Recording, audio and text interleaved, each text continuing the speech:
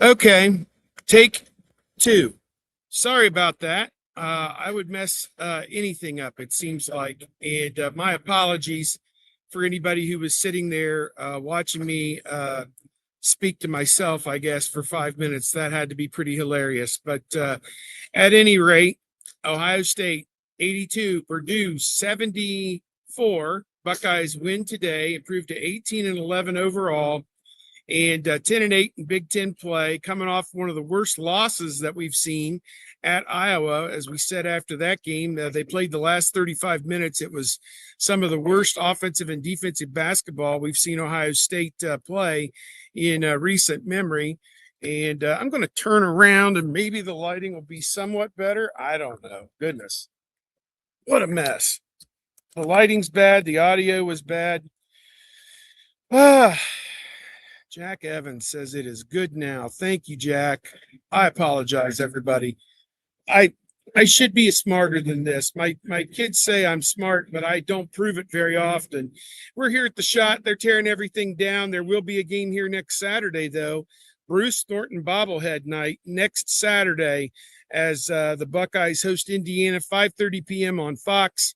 They also have a road game at Penn State on Wednesday night. That one at 7:30. I think it's on Peacock. And the Buckeyes hoping to get those last two wins under their belt and finish the regular season at 20-11 is what it would be.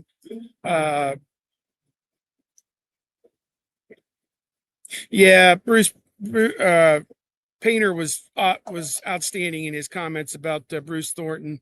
Said he tried to recruit him as well out of Milton, Georgia, and that he's the kind of guy he wants to have in his program.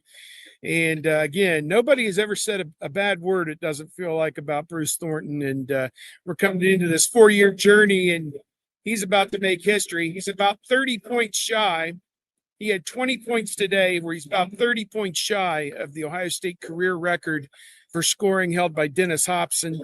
And he had 20 points today, 5 rebounds, 3 of 6 on threes. Great game. John Mobley led the Buckeyes, 21 points, 5 of 11 on threes. Amari Bynum played through a calf injury, suffered in practice yesterday, 14 points, 5 rebounds. Devin Royal, 12 points, 9 rebounds.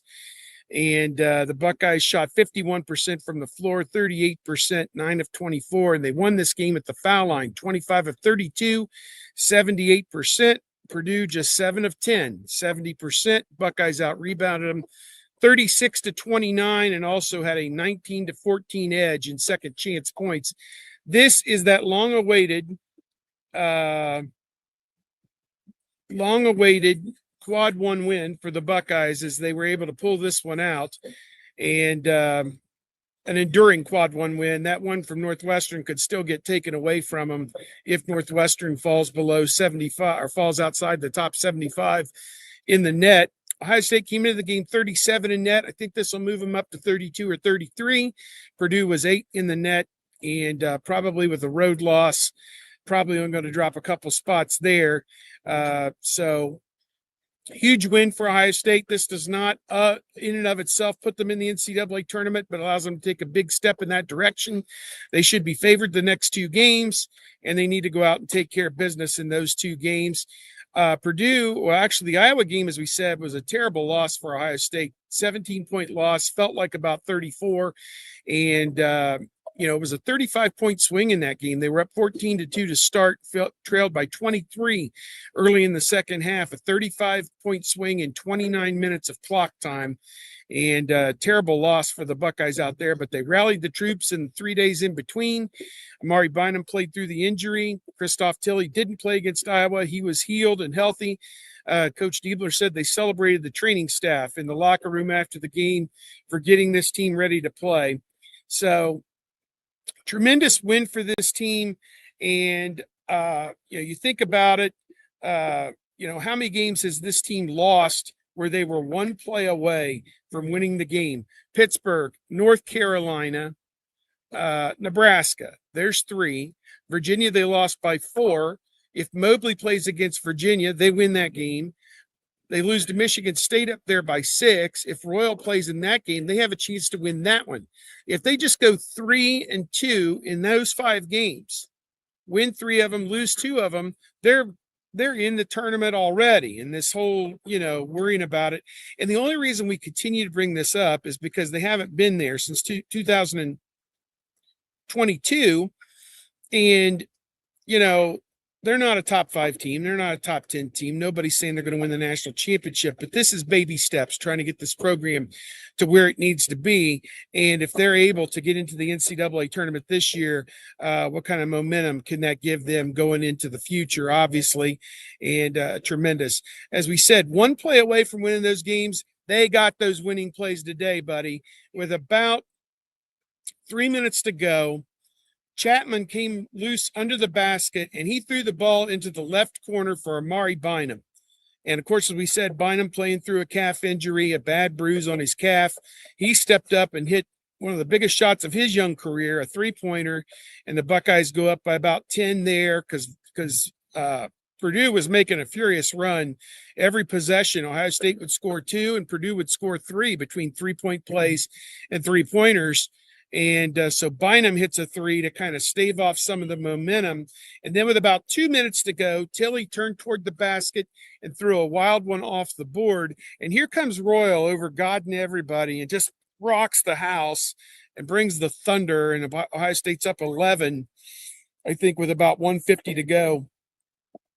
And they were not going to be denied at that point. So, I think you look at it, and those were huge plays for this team as they got down the stretch.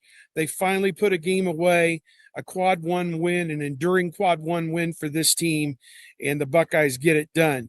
If anybody has any questions or comments, please post those now because I'm not going to go on for very long here. I've got a couple deadlines that I need to hit, but again, a tremendous victory for Ohio State. There are over 15,000 people here today.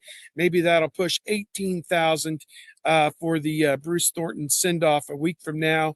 He is about 30 points from the career all-time lead here at Ohio State. If he gets 15 or 20 at Penn State on Wednesday, and then gets 15 or 20 in the game against Indiana on Saturday, he would have the record on his bobblehead night here at Ohio State. So that would be a tremendous accomplishment for him. But here's a thought. Jake Diebler is 3-0 against the Hall of Fame coach from Purdue, Matt Painter, which is just a crazy stat. They beat him here 2 years ago in the first game that Diebler coached as the interim head coach, and then beat him at Purdue last year 73-70, and then win the game today 82-74 in convincing fashion and turn back Purdue. And Purdue was spitting blood coming in here, losing a 2-point game at home to Michigan State earlier in the week. Ohio State improves to 2-10 in quad 1 games. The Northwestern game is still a quad 1 game. It probably will end up being a quad 1 game because they followed up their win. They beat Iowa, I believe, yesterday. So they are in great shape to end up as a top 75 team in the net. And that would be a quad 1 road win for Ohio State if that holds on. So 2-10 quad 1 and 2-7 against ranked teams. They also beat a ranked Wisconsin team here earlier in the year at the Schottenstein Center. I think 13-3 now at home. All of the losses to ranked teams, all of them by 8 points or less as well. So Buckeyes had a good season here at home. Answer a couple of the questions here that have popped in. Jerry Enders says, way to go, Bucks. No question about it. Trying to get this thing to work.